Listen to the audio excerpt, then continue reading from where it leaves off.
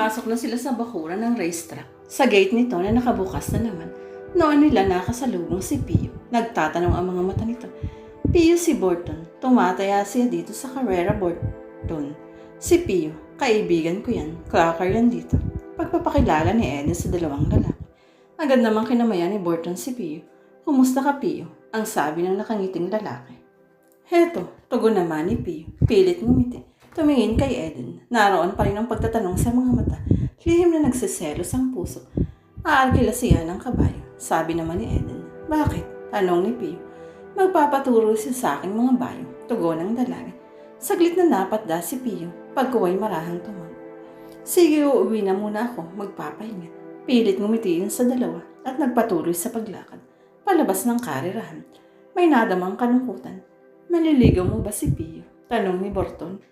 Nagpatuloy na rin sila sa paglakad, papasok sa malawak na lugar. Hindi, kaibigan ko lang si Pio.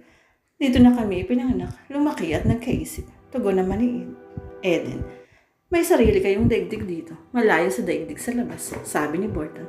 Daigdig ng mga kabayo, at natawa si Eden. Pero may magandang Diyosa dito ng mga kabayo. Sino? Ikaw. Mayroon bang Diyosa na laging nakapantalon at sombrero?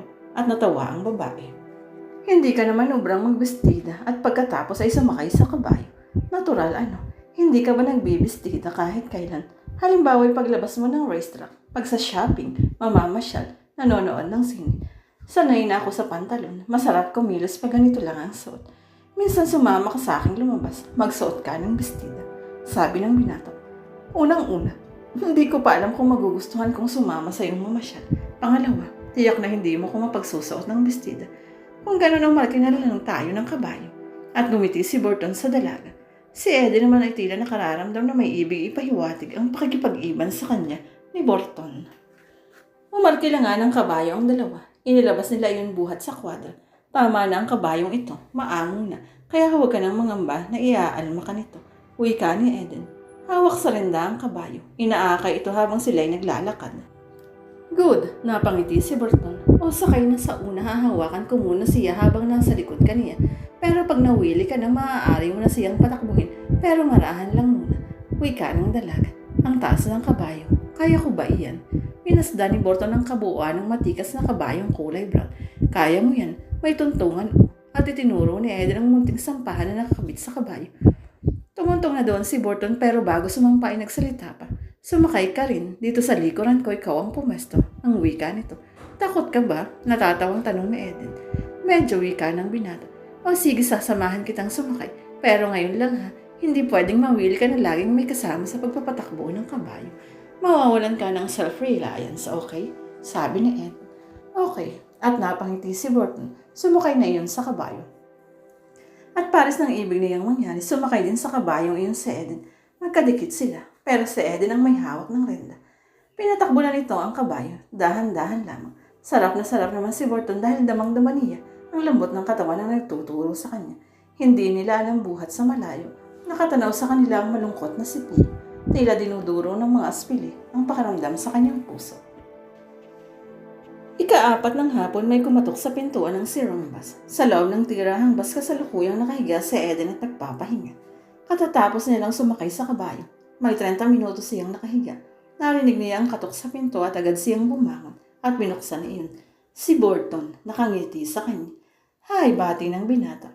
Makisig at makinis ang suot nitong pulang kulay bughaw at pantalong maong na kulay bughaw din. Tamang-tama ang dating mo, nakapagpahinga na ako. Nakangiti namang sabi ng dalaga. Hindi ako mangangabayo ngayon. Sabi naman ng binata na natiling nakapamulsa at nakatingin kay Eden. Ganun ba, bakit nagpunta ka pa? Halika, tuloy ka. At nauna na sa dakong salas ng bus ang dalaga. Tumuloy na si Borton. Naupo sila. Gusto sana kitang imbitahin sa amin. Wika ng binata. Sa inyo? Bakit? Napatitig doon si Eden. Birthday ng mami ko. May handaan. Ganun ba? Sa bagay minsan lang akong makatikim na masarap na pagkain. Pero gaano ba kalayo ang sa inyo dito? Dahil matraffic, may 1 oras lamang. Pero kung hindi 30 minutos lang, malapit lang pala eh. At may sasakyan kang dala. Oo. Alam mo, ibig ko rin paminsan-minsan ay maiba naman ang natatanong ng aking mga mata. Ibig kong sumama sa'yo. Kung papayagan ako ng aking inay, magpapaalam muna ako. Sige, nakangiti ang binata. Sandalihan, naglalabas siya sa likod ng bus. Pupuntahan ko. At tumayo si Eden lumabas ng bus. Si Borton naman ay nawiling tingnan ang mga mumunting koleksyon ni Eden na nakadisplay sa kwadradong displayan na ipinako sa dingding ng bus.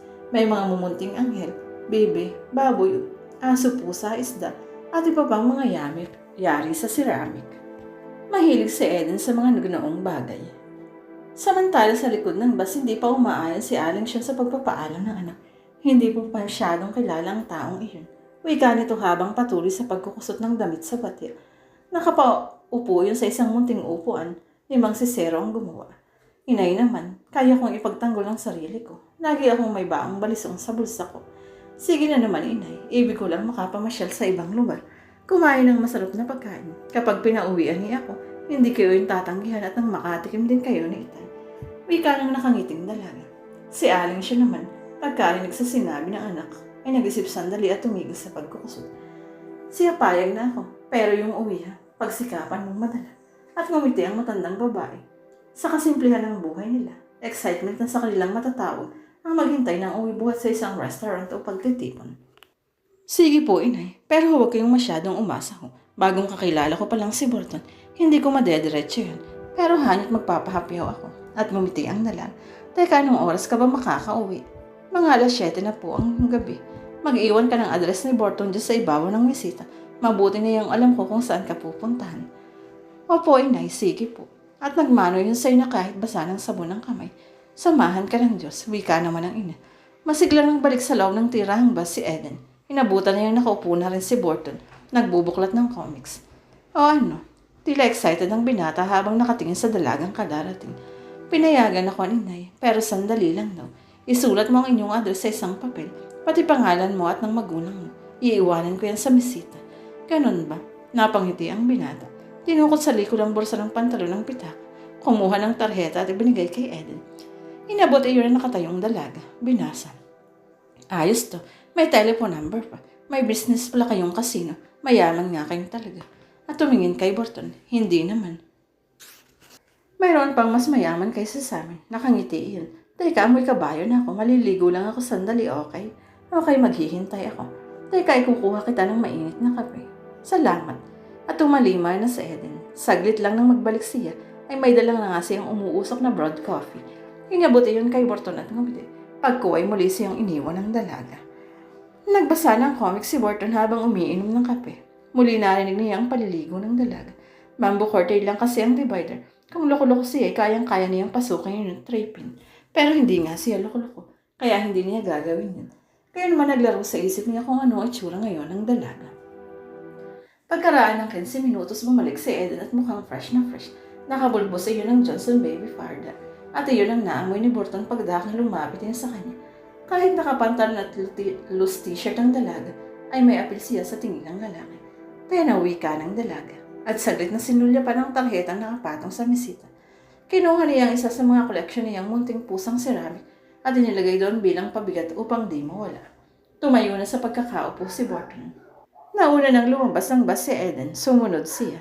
Nagtungo si Eden sa likuran ng bus upang magpaalam sa ina. Sumunod din ang binata. Inayaalis na po kami. May tarheta akong iniwan sa bisita na papatungan ng estatwang pusa. Wika ng dalaga. Aalis na po kami. Huwag po kayong mag-alala at iingatan ko si Eden. Wika ng binata. Nakangiti at nakatingin sa matandang babaeng naglalaba. Dapat, si Eden lang ang yaman namin. Nakangiti namang tugon ng ina ng dalaga. Sige po, wika uli ng binata at tuluyang umalis na sila. Naiiwang nakatanaw si Aling siya hanggang sa mawala ang dalawa sa tingin niya. Umusal ng maikling panalangin para proteksyonan ng dalagang anak.